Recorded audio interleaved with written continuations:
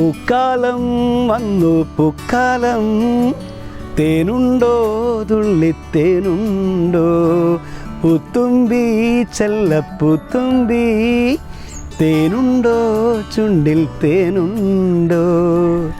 പ്രിയമുള്ള എൻ്റെ പ്രേക്ഷകരെ, കാണുന്നുണ്ടോ നിങ്ങൾ ഈ കാഴ്ച? ഇതെൻ്റെ വീട്ടിലെ കാഴ്ചയാണ്. എൻ്റെ കോവൂരിലെ തറവാട്ട് വീട്ടിലാണ് ഈ ഒരു വിസ്മയം. കഴിഞ്ഞ 7 വർഷമായിട്ട് ഈ മുല്ലകൾ പൂത്തുകൊണ്ടിരിക്കുകയാണ്. നാഗമുല്ല എന്നാണ് ഈ മുല്ലയുടെ പേര്. ഇവിടെ കോവൂരിലെ എൻ്റെ തറവാട്ട് വീട്ടിൽ ഞാനും എൻ്റെ ചേട്ടനും അടുത്തടുത്താണ് വീട് വെച്ചിരിക്കുന്നത്. ചേട്ടൻ്റെ ഒരു ഇരുനില വീടാണ്. ഈ വീടിൻ്റെ താഴെ ഞങ്ങളൊരു ആര്യവേപ്പിൻ്റെ മരമുണ്ട്. ആ മരത്തിൻ്റെ അടിയിൽ ചെറിയൊരു തൈ ഒരു 15 വർഷങ്ങൾക്ക് മുമ്പ് ചേട്ടൻ കൊണ്ടുവച്ചതാണ്. എന്താണ് തൈ എന്നുള്ളത്? ഇതാണ്ട് ക്ലൈംബ് ചെയ്യാൻ തുടങ്ങി. ഈ മരത്തിൻ്റെ മേലെ അങ്ങോട്ട് ചുറ്റി ടെറസിൻ്റെ മുകളിലേക്ക് എത്തി അങ്ങോട്ട് പടരാൻ തുടങ്ങി. ഒരു 5-6 വർഷം ഇതിന് മേലെ ഒന്നും ഉണ്ടായില്ല, വെറും പച്ചപ്പ് മാത്രം. പക്ഷേ നല്ല തണുപ്പായതുകൊണ്ട് അങ്ങനെ വെച്ചു. പിന്നെ പലരും പറഞ്ഞ് പേടിപ്പിച്ചു, പാമ്പ് വരും, ഇഴജന്തുക്കൾ വരും എന്നൊക്കെ പറഞ്ഞപ്പോൾ പേടിയായി. എന്നാൽ പിന്നെ ഈ വർഷമായിട്ട് വെട്ടിയേക്കാമെന്ന് വിചാരിച്ച വർഷമാണ് ഇതങ്ങോട്ട് പൂക്കാൻ തുടങ്ങിയത്. അതൊരു വിസ്മയമായി.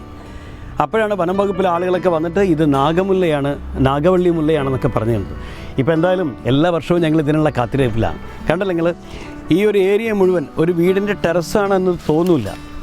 ടെറസല്ലാതെ ഇത് ശരിക്കും ഒരു കാട്ടിൽ പോയിട്ട് നമ്മൾ ഷൂട്ട് ചെയ്യുന്ന മാതിരിയാണ് നമുക്ക് തോന്നുന്നത്. ഇത്രയും ഏരിയ മുല്ലപ്പൂക്കൾ കൊണ്ടായിട്ട് നിറഞ്ഞിരിക്കുകയാണ്. ഒരു പ്രത്യേക മണമുണ്ട് കേട്ടോ അതിന്, ഒരു പ്രത്യേക മണമുണ്ട്. അതിരാവിലെയാണ് ഇതിൻ്റെ കാഴ്ച മനോഹരമാവുന്നത്. ഒരുപാട് പൂമ്പാറ്റകളും തേനീച്ചകളൊക്കെ വന്ന് തേൻ കുടിക്കാൻ വരും, പക്ഷികൾ വരും.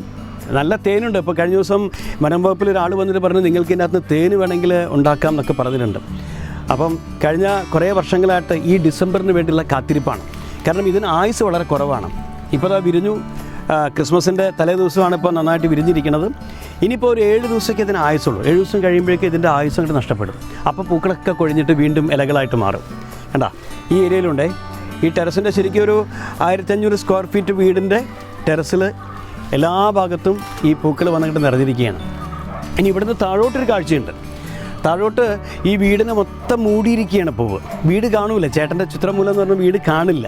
വീടിനെ മൊത്തം മൂടിയിരിക്കുകയാണ് പൂവ്. അപ്പോൾ ഈ പൂക്കളുടെ കാലം കഴിഞ്ഞാൽ പിന്നെ ഇലകളെ കൊണ്ട് മൂടിയിരിക്കുകയാണ് ചെയ്യുന്നത്. അത് പുറത്തുനിന്നൊരു കാഴ്ച ഉണ്ട്. ആ കാഴ്ച ഞാൻ കാണിച്ചു തരാം കേട്ടോ. മനോഹരമായൊരു കാഴ്ചയാണ്. അപ്പോൾ കഴിഞ്ഞ ദിവസം ഇലക്ട്രിസിറ്റിക്കാർ വന്നിട്ട് ഈ ലൈനിൻ്റെ മേലേക്ക് വല്ലാതെ തൂങ്ങി വന്നപ്പോൾ അവർ കുറേ കട്ട് ചെയ്ത് കളഞ്ഞു. അതൊരു സങ്കടമായി. പക്ഷേ അപകടവും നമ്മൾ ഒഴിവാക്കണമല്ലോ. അപ്പോൾ എന്തായാലും ഓരോ വർഷവും ഈ ഡിസംബറിലെ ഈ ദിവസങ്ങൾക്ക് വേണ്ടിയിട്ട് കാത്തിരിപ്പാണ് ഞാനും എൻ്റെ ചേട്ടനും ഞങ്ങളുടെ ഫാമിലി മൊത്തം. ഒരുപാട് പേരാണ് ഇവിടെ വരുന്നത്. കഴിഞ്ഞ വർഷങ്ങളിലൊക്കെ പല ചാനലുകളിലൊക്കെ ഇത് വാർത്തയായിരുന്നു. അപ്പോൾ എൻ്റെ യൂട്യൂബ് ചാനൽ കഴിഞ്ഞ വർഷമൊന്നും ഉണ്ടായിട്ടില്ല. അപ്പം അതുകൊണ്ട് എൻ്റെ യൂട്യൂബ് ചാനലിലേക്ക് ഞാൻ എൻ്റെ വീട്ടിലെ ഈ മുല്ല വിസ്മയം നിങ്ങളൊന്ന് അറിയിക്കുകയാണ്. ആർക്കും വരാട്ടോ, ഇവിടെ വന്നിട്ട് ഈ വിസ്മയ കാഴ്ച കാണാൻ എത്രയോ പേര് വരുന്നുണ്ട്. ഇന്നിപ്പോൾ ഒരുപാട് പേര് വന്നു, ഇന്നലെയും കുറേ പേര് വന്നു. ഇന്നിപ്പോൾ ഞാനിവിടെ വൈകുന്നേരം ഒരു സംഗീത നിശയൊക്കെ സംഘടിപ്പിക്കുന്നുണ്ട്, ഒരു ഗസൽ സന്ധ്യ. എൻ്റെ കുറച്ച് കൂട്ടുകാരുണ്ട്, ഭാനുപ്രകാശ്, പിന്നെ രൂപേഷ്, ബെൻസി, ഇവരൊക്കെ വന്ന് ജയേഷ്, ഇവരൊക്കെ വന്നിട്ട് ഇവിടെ കുറച്ച് പാട്ടുകളൊക്കെ പാടിയിട്ടിരിക്കുക. രാത്രി ഇവിടെ ലൈറ്റൊക്കെ ഇട്ടിട്ടുണ്ട്. ഈ ലൈറ്റൊക്കെ ഇട്ട് കഴിഞ്ഞാൽ പ്രത്യേക ഒരു ഭംഗിയാണ്. അങ്ങനെ ഞങ്ങൾ ഒരു ദിവസം കൊണ്ട് കൂടാനൊക്കെ തീരുമാനിച്ചു. എല്ലാ വർഷവും അത് തുടരണം എന്നൊക്കെയാണ് ചേട്ടനാണ് ഇതിനെ പരിപാലിക്കുന്നത്, ഭംഗിയായിട്ട് നോക്കുന്നുണ്ട്. ഇപ്പോൾ ഇതിനുള്ളിലൊരു വിസ്മയമുണ്ട്. ഇതിനുള്ളിലേക്കൊന്ന് വരാം. ഇതിങ്ങനെ ഒരു കവാടം കണ്ടോ? ഈ കവാടത്തിൻ്റെ ഉള്ളിലേക്ക് കൊണ്ട് വന്നു കഴിഞ്ഞാൽ ഇവിടെ ഒരു വള്ളിക്കുടലുണ്ട്. കണ്ടോ?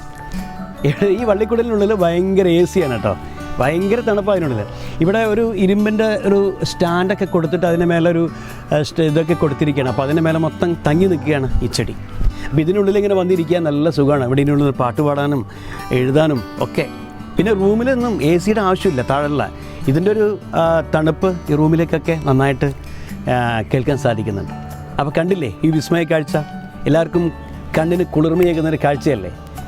ഒരു വീട്ടിലും ഇങ്ങനെയൊന്നും കണ്ടിട്ടില്ല എന്ന് പലരും പറയുന്നുണ്ട് കേട്ടോ. പക്ഷേ ഇവിടുന്ന് പലരും ഇതിൻ്റെ തൈ കൊണ്ടുപോയിട്ട് പലരുടെ വീട്ടിലും വെച്ചിട്ട് അവിടെയൊക്കെ പൂവിടാൻ തുടങ്ങിയിട്ടുണ്ട്. പക്ഷേ ഇത്രയും വൈഡായിട്ട് എവിടെയും ഇതുവരെ ഉണ്ടായിട്ടില്ല. ഇത് ഞങ്ങളുടെ കോവൂർ വീടിൻ്റെ മാത്രം ഒരു സന്തോഷമാണ്. അപ്പോൾ ഒരിക്കൽ കൂടി ഞാൻ എല്ലാ പ്രേക്ഷകരെയും ഈ കാഴ്ച കാണിച്ചു തന്നു. ഇനി നിങ്ങൾക്ക് ആർക്കെങ്കിലും എൻ്റെ വീട്ടിലേക്ക് വരണമെന്നുണ്ടെങ്കിൽ കോഴിക്കോട് ജില്ലയിൽ മെഡിക്കൽ കോളേജിനടുത്ത് കോവൂർ വന്ന് ബസ് ഇറങ്ങിക്കഴിഞ്ഞാൽ അല്ലെങ്കിൽ അവിടെ എത്തിക്കഴിഞ്ഞാൽ ആരോട് ചോദിച്ചാലും വിനോദ് കോവൂരിൻ്റെ വീട് പറഞ്ഞു തരും. അല്ലെങ്കിൽ അഡ്വക്കേറ്റ് മനോജ് കുമാറിൻ്റെ വീട് ചോദിക്കുക, അതാണ് എൻ്റെ ചേട്ടൻ. അങ്ങനെ നിങ്ങൾക്ക് ഇവിടെ വരാം, കാണാം. ഒരുപാട് പേര് ഫോട്ടോ ഒക്കെ എടുത്ത് പോകുന്നുണ്ട്. ഇപ്പം ന്യൂ ഇയറിനും ക്രിസ്മസിനൊക്കെ പലരുടെയും സ്റ്റാറ്റസൊക്കെ ഇതായിരിക്കും. ഇന്നലെ എൻ്റെ കൂടെ തസ്നീഖാൻ വന്നിരുന്നു. തസ്നീഖാൻ എന്ന ആക്ട്രസ്, ഞങ്ങൾ വയനാട്ടിൽ ഒരുമിച്ചൊരു ഷൂട്ടിങ്ങിലായിരുന്നു. ഷൂട്ടിംഗ് കഴിഞ്ഞപ്പോൾ അവൾ പറഞ്ഞു എനിക്ക് വിനോദേട്ടൻ്റെ വീട്ടിൽ വരണം, വന്നിട്ട് ആ പൂക്കളെ കാണണം, അവിടുന്ന് ഫോട്ടോ എടുക്കണം എന്നൊക്കെ പറഞ്ഞിട്ട്. പിന്നെ സുരഭി എല്ലാ വർഷവും വരാറുണ്ട്, പലരും വരാറുണ്ട്. എല്ലാവരെയും സ്വാഗതം ചെയ്യുന്നു. ഒപ്പം ഈ കാഴ്ച നിങ്ങൾക്ക് വേണ്ടി പങ്കുവെക്കുന്നു. അപ്പോൾ എൻ്റെ യൂട്യൂബ് ചാനലിൽ ആദ്യമായിട്ടായിരിക്കും ഞാൻ ഇങ്ങനൊരു വിശേഷം പങ്കുവെക്കണം അല്ലേ. അപ്പോൾ നിങ്ങൾക്ക് ഈ വീഡിയോ ഇഷ്ടമായിട്ടുണ്ടെങ്കിൽ പതിവ് പോലെ ഞാൻ നിങ്ങളുടെ അഭ്യർത്ഥിക്കുകയാണ്, എൻ്റെ ചാനൽ സബ്സ്ക്രൈബ് ചെയ്യണം, അതിന് ലൈക്കും കമൻറ്റൊക്കെ തന്നേക്കണം, ആ ബെൽ ബട്ടണൊക്കെ ഒന്ന് പ്രസ് ചെയ്തേക്കണം. ഓക്കെ, അപ്പോൾ സന്തോഷം. മറ്റൊരു വീഡിയോ ആയിട്ട് നമുക്ക് അടുത്ത തവണ കാണാം. ബൈ.